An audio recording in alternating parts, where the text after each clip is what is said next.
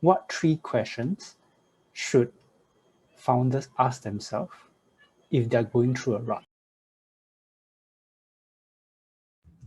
Yeah, on that note, I think the questions that are very important to ask yourself is, and before that even, is to sit and focus and really observe the situation. I think many times we get into problem solving mode really quickly. Immediately somebody comes up with a problem or an issue you're trying to solve. You're stressed out. Let's go take a break. Let's go to get a massage. Let's go, really always trying to problem solve. But when you sit back and reflect, I think one of the things to ask is, what is the root cause of the problem? And with this problem, question number 2 is, how is it making you feel? Because many times, you could say like, yeah, this problem is not a big deal. This person is leaving. It's okay, we'll find somebody else, right? But if you investigate further, you're like, okay, so this problem is caused by some of these very big issues in your company.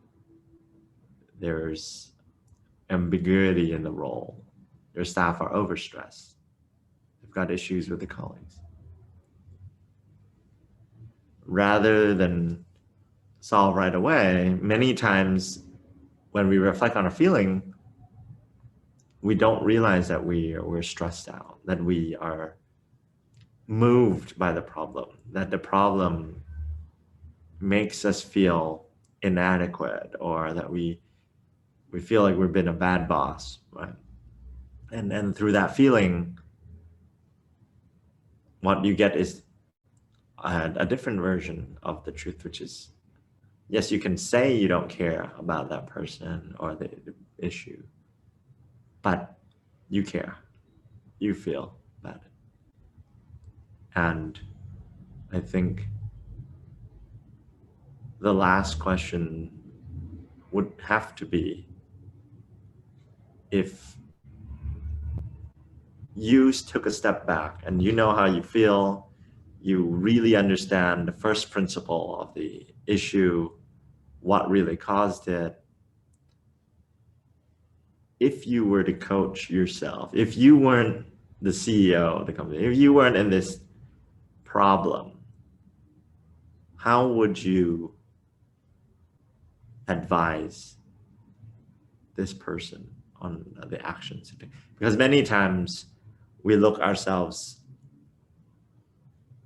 as the victim, as somebody who's affected by a decision, as being the sole decision maker. We've got to call the shots, and we just decide based on whatever mental state, whatever data that we have, whatever perspective that we hold to be us, our identity. You're a fast decider, you're ruthless, you're aggressive, you're a consensus builder, right? But many times those are default modes. Those are the kind of the patterns of thinking. But sometimes when things are really tough, if you take a step back, like me with my coach, and say like, well, wait a minute, if you're not AIM and you're in this situation, how would somebody else might advise you to? What are some of the other opportunities? In summary, so many founders do not have that luxury of having a third person perspective. It's very hard. It's something you have to be trained to try to see, but sometimes that's why our coaches can come in to help.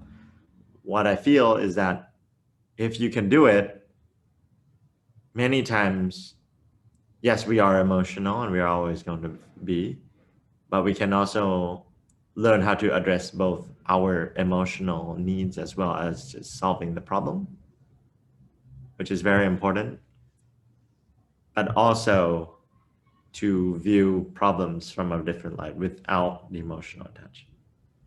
So that way, this triangle forms, which is you deal with